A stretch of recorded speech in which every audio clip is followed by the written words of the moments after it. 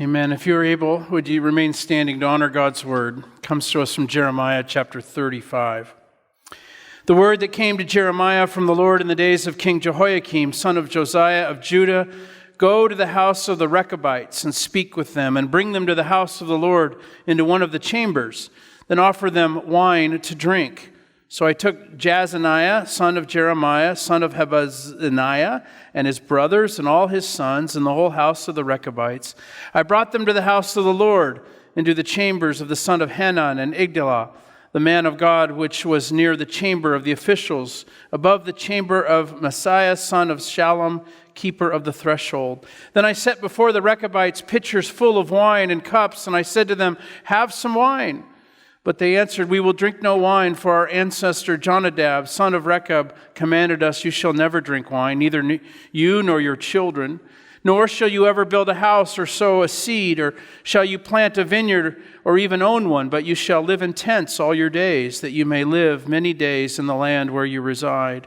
We have obeyed the charge of our ancestor Jonadab, son of Rechab, in all that he commanded us, to drink no wine in all our days, ourselves, our wives, our sons, our daughters, and not to build houses to live in. We have no vineyard or field or seed, but we have lived in tents and have obeyed and done all that our ancestor Jonadab commanded us. But when King Nebuchadnezzar of Babylon came up against the land, we said, 'Come and let us go into Jerusalem for fear of the army of the Chaldeans and the army of the Arameans.' That is why we are living in Jerusalem." This is the word of the Lord. Thanks be to God. Please be seated.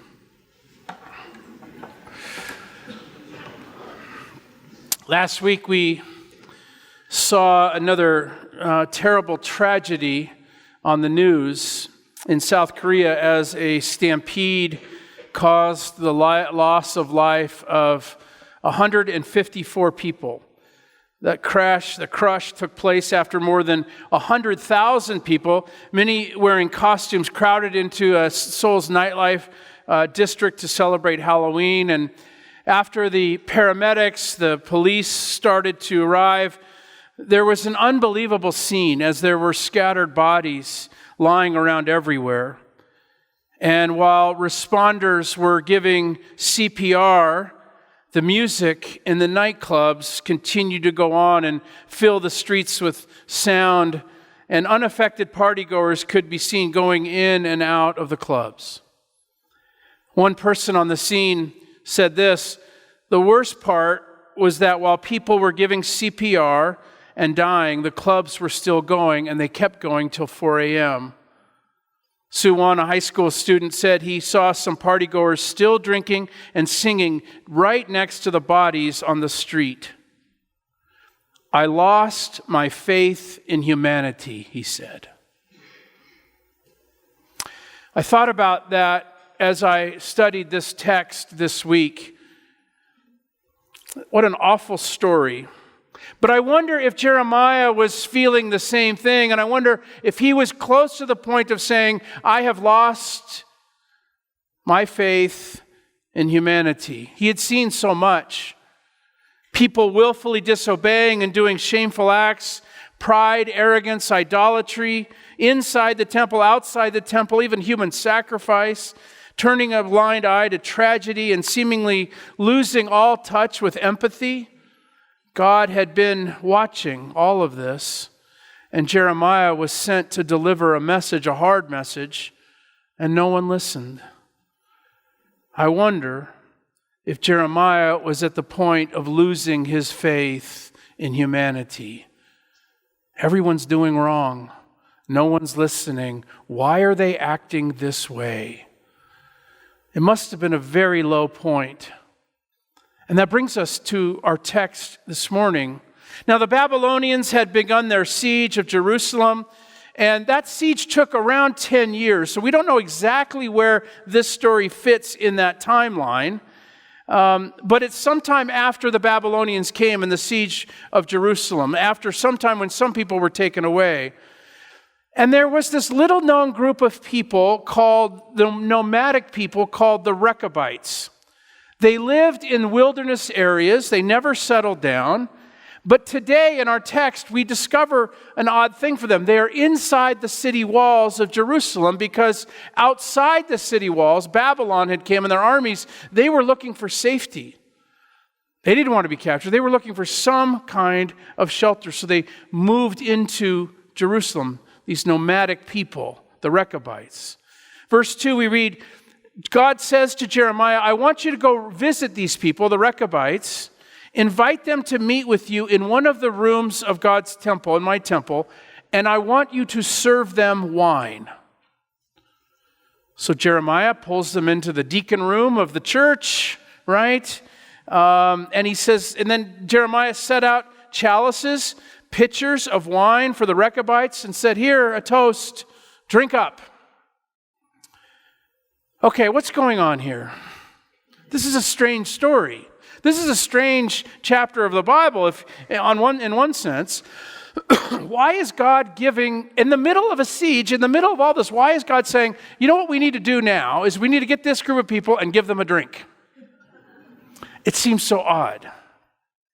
Right now, in the middle of the siege of Jerusalem, and by the way, hasn't God been really upset and angry up till now? I mean, rightfully so. Hasn't he been losing his patience and just, I'm done with these people? Hasn't he been filled with disappointment? And hasn't he brought on exile and all these things? What is going on that God now says, you know what we need to have inside the temple is a toast with these particular people. Bring some people into my house, and then we're going to have a drink. Strange story. But as it turns out, the Rechabite people were very unique. They were a unique lot, and they lived by some unique community rules and guidelines. They were never allowed to drink any wine. Not their children, not any of them, ever. They weren't allowed to build houses or settle in one place, or plant vineyards or plant any seeds, have any farmland. They weren't allowed to own property, and they were expected to live in tents. Why? Well, their forefather, hundreds of years ago, had told them, this is the way you should live. And they did. And they honored it.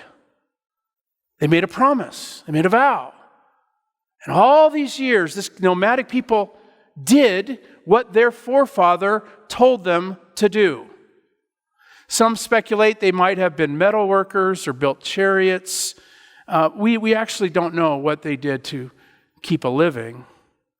We know that they were nomadic, and we also know at some point they began to worship the God of Israel, Yahweh.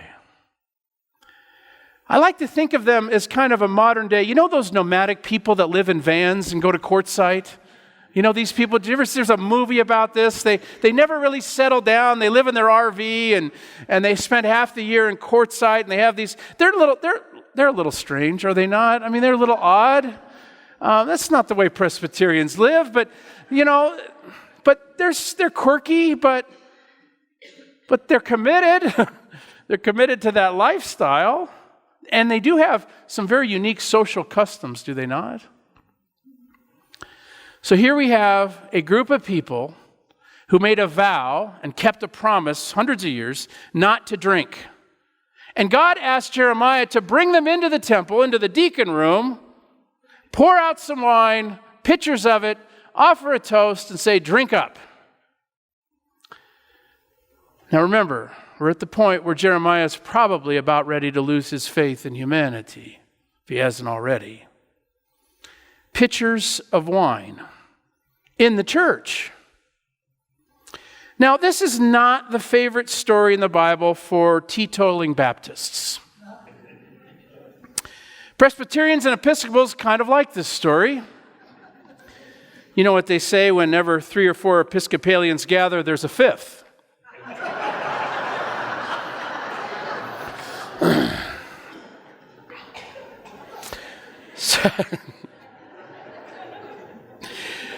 So Jeremiah, as we have seen in such a remarkable way throughout this book, he obeys God. He obeys. He pours out pitchers of wine in front of them, offers a toast, and says, would you drink up? And the Rechabite people politely refuse. Verse 6. They wouldn't do it.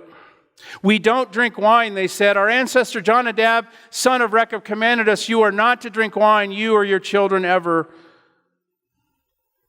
And we've kept that promise, they said. All of us. We've always lived by that. And several other promises. Because our ancestor told us to. Therein lives this lesson.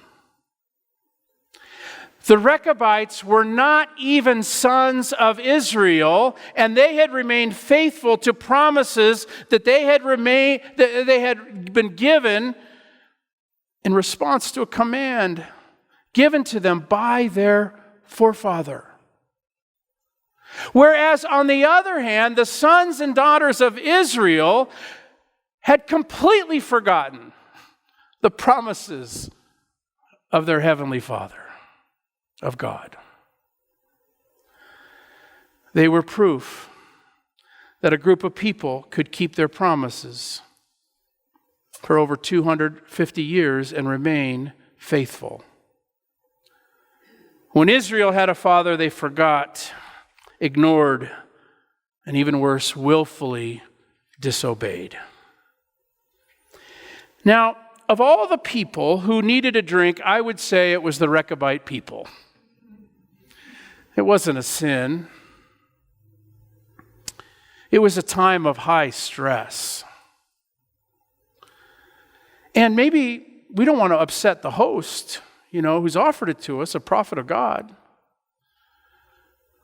But they politely said, no, we're a people of promise. We keep promises. We're going to keep listening to the voice that told us no. And that promise has shaped our community. Jeremiah was shown a group of people who kept their vow, who honored the promise. God was pleased, and he looked down and he said, these Rechabite people who are nomadic, that you've discounted, that you haven't paid any attention to, look what they've been doing all along. They've been living faithfully. They've been keeping their promises, keeping vows. I like this, and I like what they've been doing. I want my people to listen to the voice of their Father and follow it. I love the picture of God that we are shown here. He sees everything. And he sees Jeremiah, I think, hurting. I think this lesson is certainly for us, and it was certainly for the Hebrew people, but I also think this is for Jeremiah himself. God was saying, I want you to not lose faith and hope. This life of faith, this life where you do keep promises and walk this way can be done. It is possible. This was all orchestrated so that Jeremiah could see it, and God cared about him. Booker T. Washington described a meeting. He met an ex-slave from Virginia once, and this man had left Virginia, and he had been given the opportunity to go to Ohio and raise enough money to pay off his master so that he could have his freedom. But that was no small task. It took a lot of time, and he would send money back, and he would send money. And during the time that he was trying to raise enough money to be freed, the Emancipation Proclamation was issued. Finally, after working and working and working, this slave had enough money, and he started to walk from Ohio to Virginia to pay off his master. And on the journey, he met Booker T. Washington, who said, haven't you heard? There's no need for this. There's no need. You've been freed. The Emancipation Proclamation has been issued. You don't need to do this anymore. And he said, oh, I know. Oh, I'm very aware. But I made a promise, and I'm going to fulfill that promise. Jesus said, let your yes be a yes, and your no be a no. He wants us to keep promises.